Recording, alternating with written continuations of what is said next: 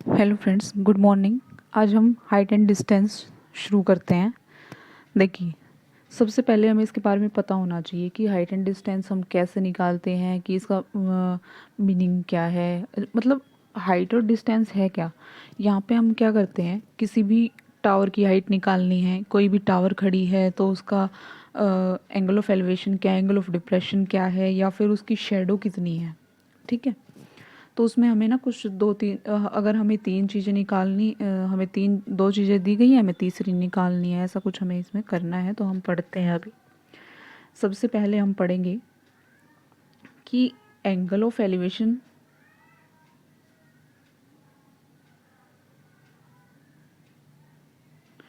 क्या होता है एंड एंगल ऑफ डिप्रेशन क्या होता है। एंड एंगल ऑफ डिप्रेशन क्या होता है। Angle of elevation and angle of depression पढ़ेंगे। देखिए, मान लीजिए यहाँ पर एक आदमी खड़ा है। ठीक है, कोई भी व्यक्ति है, ए मैन। यहाँ पे एक कोई भी आदमी है। ठीक है। अब ये है ना, ऊपर की तरफ देख रहा है। अगर ये ऊपर की तरफ देख रहा है, मान लो ये यहाँ खड़ा है, यहाँ से ये ऊपर की तरफ देखता है। ठीक है।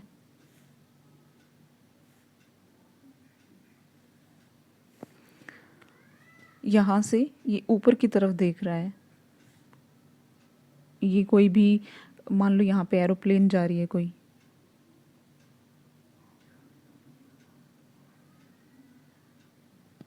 ये कोई एरोप्लेन जा रही है। ठीक है, इसकी तरफ देख रहा है। तो ये जो एंगल होगा ना, ये वाला एंगल, ये वाला एंगल बनेगा, ये होगा हमारे पास एंगल ऑफ एलिवेशन। ठीक है। अगर यही आदमी, मान लो कोई यहाँ से बिल्ली भाग रही है, ये ऊपर की तरफ देख रहा है। अब मान लो यहाँ से बिल्ली भागी जा रही है, कोई डॉगी जा रहा है, तो ये क्या कर रहा है, यहाँ से अगर नीचे की तरफ देख रहा है। ठीक है। तो ये जो एंगल बनेगा ना, ये हमारे पास एंगल ऑफ डिप्रेशन बनेगा। ठीक है। ओके। अगर मान लीजिए ये टावर खड़ा है, ये आदमी यहाँ इस टावर के ऊपर खड़ा है, तो ये जो एंगल होगा ना, ये देख रहा है, एक आदमी खड़ा है यहाँ पे, इस आदमी को ही देख रहा है मान लो। तो ये जो एंगल होगा ना, ये भी एंगल ऑफ डिप्रेशन बनेगा। ठीक है।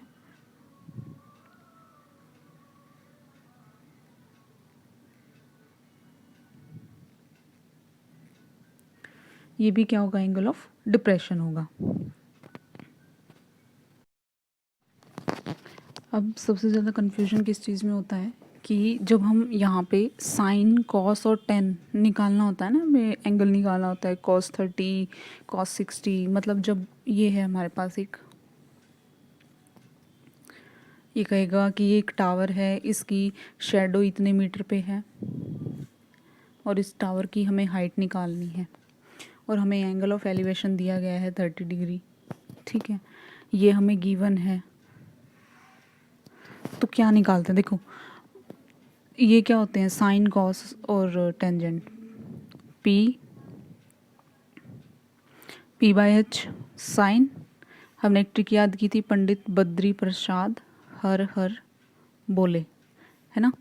Sine theta P by H, base by hypotenuse cos theta, और परपेंडिकुलर अपॉन में बेस टेंजेंट थीटा।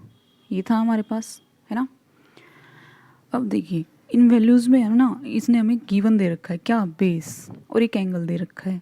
ठीक है।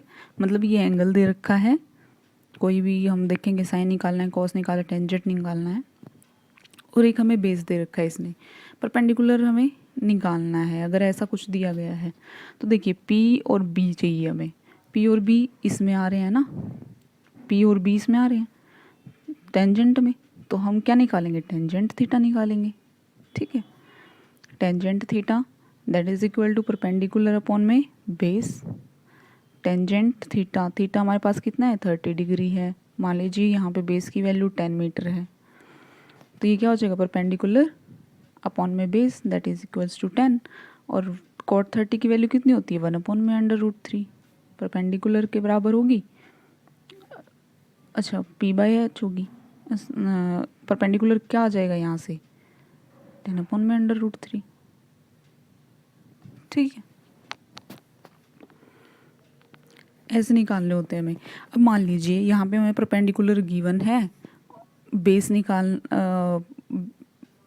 परपेंडिकुलर गिवन है, कहता है कि ये हाइट निकालो, ये वाली स्लोप निकालना है अगर, तो क्या निकालेंगे हम p/h, क्या होता है p गिवन है h गिवन है, तो p और h किस में होते हैं साइन थीटा में, तो हम यहाँ से क्या निकालेंगे sine theta, sine 30 degree that is equal to perpendicular upon में हाइपोटेनियस, मान लीजिए परपेंडिकुलर हमें यहाँ 50 गिवन है 50 मीटर, तो क्या हो जाएगा परपेंडिकुलर 50, देखिए हम यहाँ से साइन थीटा निकाल लेंगे दैट इज p/h, और 30 साइन 30 की जो वैल्यू होती है वो 1/2 होती है, ठीक है, that is equal to perpendicular. अब हम इसका एक एग्जांपल ले रहे थे कि हमें साइन लेना है कॉस लेना है टेन लेना है, तो हम क्या कर रहे हैं मान लेते हैं कि परपेंडिकुलर हमें गिवन है, हमें निकालना है हाइपोटेनियस, ठीक है, हाइपोटेनियस अगर हमें निकालना है तो p 50 अपॉन में h, हम इसलिए साइन लगा रहे हैं, h इज इक्वल टू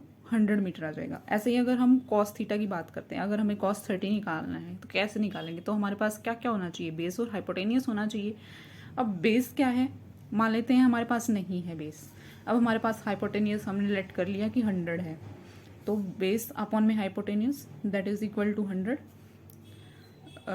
जो हाइपोटेनियस है हमारे पास कॉस 30 की वैल्यू क्या आ जाएगी b अपॉन में 100 दैट इज इक्वल्स टू √3/2, ये हमारे पास cos 30 √3/2 होता है, इंटू में 100 कैंसिल करेंगे तो 50 √3 आ जाएगी इसकी वैल्यू। अब हमारे पास एक क्वेश्चन है, find the height of a tree if its shadow is of 8 √3 metre and at that time the angle of elevation is 30 degree, उस टाइम पे जो एंगल ऑफ एलिवेशन है वो 30 डिग्री है। अब देखिए ये हमारे पास एक पेड़ था, ठीक है, एक ट्री था हमारे पास, इसकी हमें हाइट निकालनी है, इसका हमें एंगल ऑफ एलिवेशन दिया गया है दैट इज 30, यही एंगल बनता है एलिवेशन, क्योंकि हम टॉप देख रहे हैं किसका ट्री का, हमें तो हाइट निकालनी है ना, तो हमें टॉप देखना है, तो ये क्या हो जाएगी 30। अब 8 √3 क्या दे रखी है इस ट्री की शेडो, तो इस साइड शेडो आएगी दैट इज 8 √3 मीटर। अब देखिए परपेंडिकुलर है हमारे पास बेस है, दो क्वांटिटीज दी गई हैं, एक हमें निकालनी है और बेस हमारे पास गिवन है, तो हम क्या निकालेंगे परपेंडिकुलर अपॉन में बेस क्या होता है हमारे पास टेंजेंट, तो हम निकालेंगे tangent, tangent 30 degree, tangent 30 is equals to p/b perpendicular upon में base is equals to perpendicular upon में बेस क्या है हमारे पास 8/3। ये अब देखिए टेंजेंट 30 हमारे पास कितनी होती है 1 अपॉन में √3 इक्वल्स टू p अपॉन में 8/3, तो यहाँ से हमारे पास p की वैल्यू क्या आ जाएगी √3 cancel out is equals to 8, perpendicular आ जाएगा हमारे पास 8 मीटर, तो हमारे पास जो ये ट्री था इस हाइट कितनी होगी 8 मीटर, ओके। कोई भी राइट एंगल ट्राइंगल है, अगर उसका ये वाला एंगल अगर 30 डिग्री है, ये एंगल अगर 30 डिग्री है, तो हमारे पास परपेंडिकुलर 1 होगा, हाइपोटेनियस 2 होगा और बेस √3 होगा, ठीक है। एक और है, अगर हमारे पास राइट एंगल ट्राइंगल है, ये हमारे क्वेश्चंस को बहुत इजी बना देगा, बहुत ज़्यादा। देखिए ये क्या है, अगर 60 डिग्री है तो ये 2, ये 1 और ये √3, बस ये वैल्यूज़ याद रखनी है हमें। अगर ये एंगल 45 डिग्री है तो परपेंडिकुलर 1, ये भी 1, सिर्फ इनको याद रख लीजिए, हाइपोटेनियस वगैरह तो हमारे पास निकल ही आएगा, दैट इज √2। ठीक है, ये √2 आ जाएगा। अब इसी पे हमने जो भी एक प्रॉपर्टी की थी, हमने जो भी रूल लगा लीजिए, शॉर्ट ट्रिक लगा लीजिए, जो भी हमने अब शॉर्ट ट्रिक की थी उस पे डिपेंड क्वेश्चन मैं आप लोगों को करवा रही हूँ।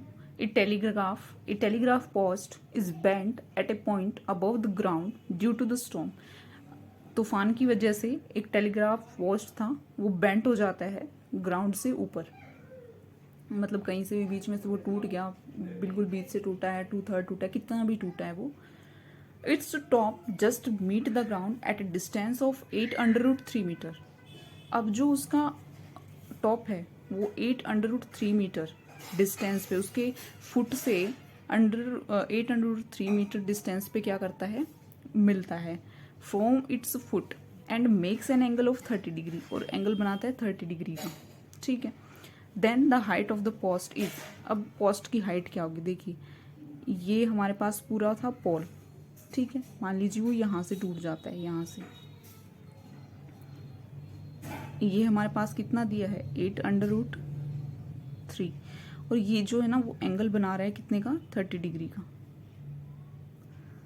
30 डिग्री का एंगल बना रहा है। अब हमें इसकी पूरे की हाइट निकालनी है।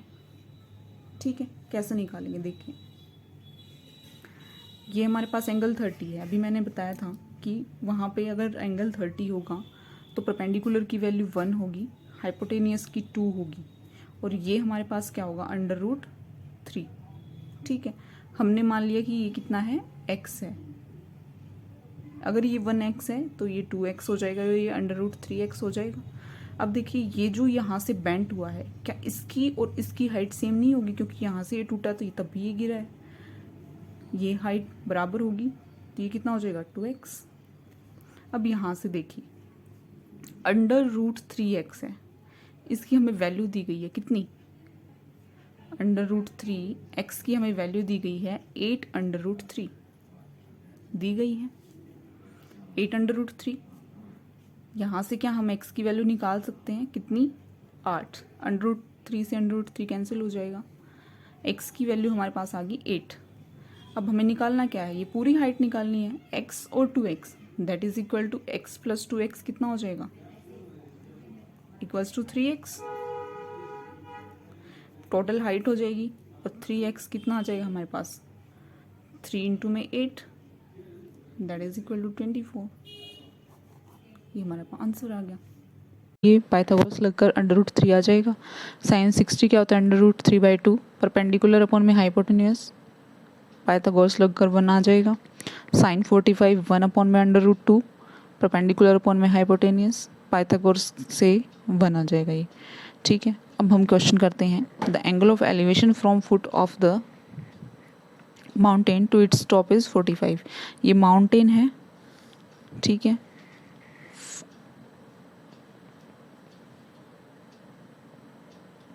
तो एंगल ऑफ एलिवेशन क्या है इसका, 45 है। अगर हम यहाँ से देखते हैं, इसकी माउंटेन की जो पीक है उसको देख रहे हैं, तो ये एंगल ऑफ एलिवेशन कितना आएगा, 45। After walking 42 kilometre on the mountain on the inclination of 30 degree. अब 30 डिग्री के एंगल से अगर हम चलते हैं 42 किलोमीटर्स, ठीक है, तो यहाँ पर जो एंगल ऑफ एलिवेशन है दिस इज 30 डिग्री। ठीक है, 42 किलोमीटर चलने के बाद 42 किलोमीटर चले हम, he finds that the angle of elevation to its top is. अब यहाँ से जो एंगल ऑफ एलिवेशन है वो कितना है, 60 डिग्री का। ये एंगल ऑफ एलिवेशन कितना है, 60 डिग्री। ये हमारे पास 90 डिग्री,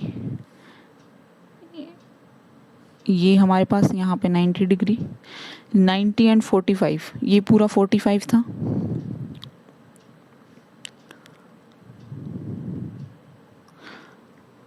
ये 90 एंड 45 135, और ये हमारे पास कितना बच गया, 45। ये 90, ये 60, 150 एंड 30, ये 30 डिग्री। अब यहाँ पे ये 30, ये 45, ये 15, ये भी 15। अब हमने क्वेश्चन हमने एक प्रॉपर्टी पढ़ी है ट्राइंगल्स की, आइसोसेलेस ट्राइंगल।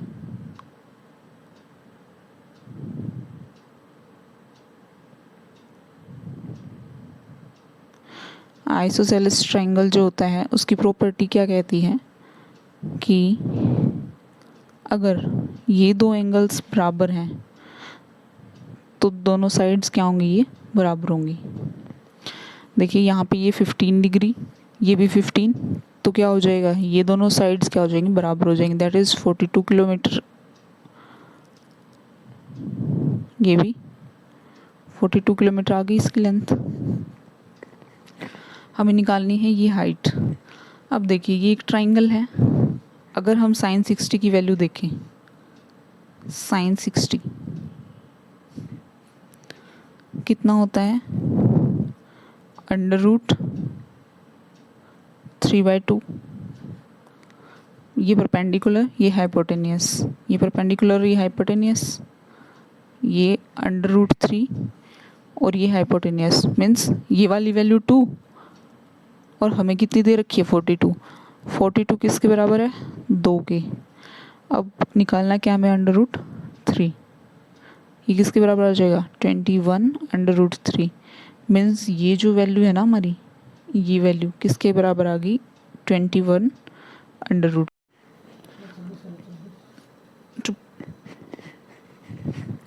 sin 60 हमारे पास 21/3 आ गई हमारे पास ये वैल्यू। ये वाली जो वैल्यू है ये 21/3 आ गई।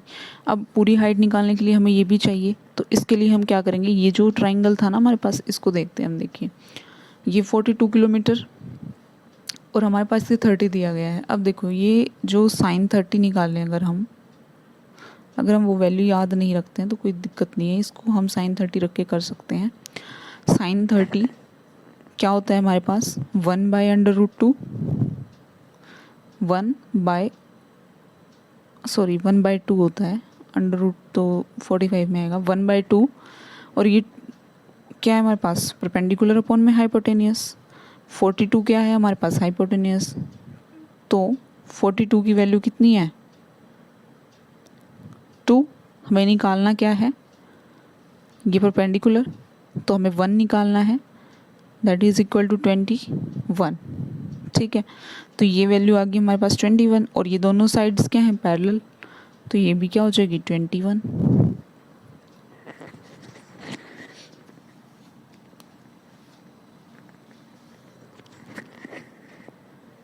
ये भी हमारे पास 21 आ गई। तो अब पूरी लेंथ क्या हो जाएगी, 21/√3 प्लस में 21, that is equal to 21, 1 plus में √3। किलोमीटर में दे रखी है तो किलोमीटर में। ये हो जाएगी इसकी माउंटेन की height. Vertical stick 12 centimetre long casts a shadow 8 centimeter long on the ground at the same time। क्या कह रहा है, एक वर्टिकल स्टिक है जो 12 सेंटीमीटर जिसकी हाइट है, वो 8 सेंटीमीटर की क्या बनाती है, शेडो बनाती है। ठीक है, मान लीजिए ये सन था, ठीक है। इसी टाइम पर एक और हमारे पास क्या है, टावर है एक, ठीक है। ये टावर क्या कर रही है, इसकी जो शेडो है ना, इसकी शेडो 40 मीटर लॉन्ग है।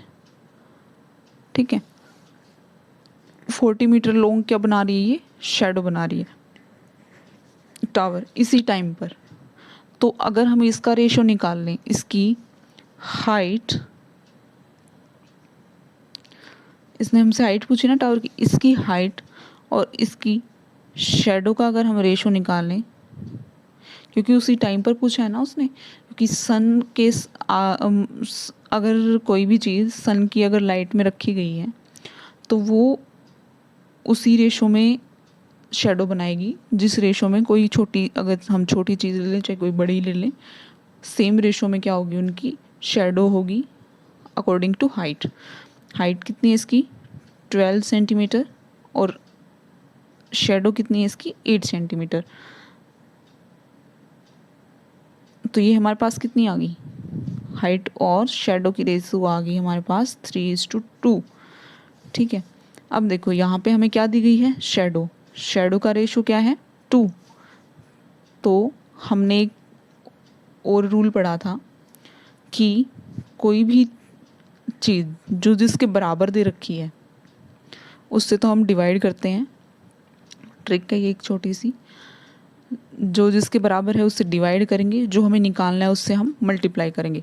अब 40 क्या है इसकी शेडो, रेशो क्या है शेडो का 2, 40 किसके बराबर 2 के बराबर, निकालना क्या है हमें हाइट, ये मल्टीप्लाई कर देंगे, जो निकालना है उससे मल्टीप्लाई, जो बराबर है उससे डिवाइड, कितना हो जाएगा ये 60 मीटर।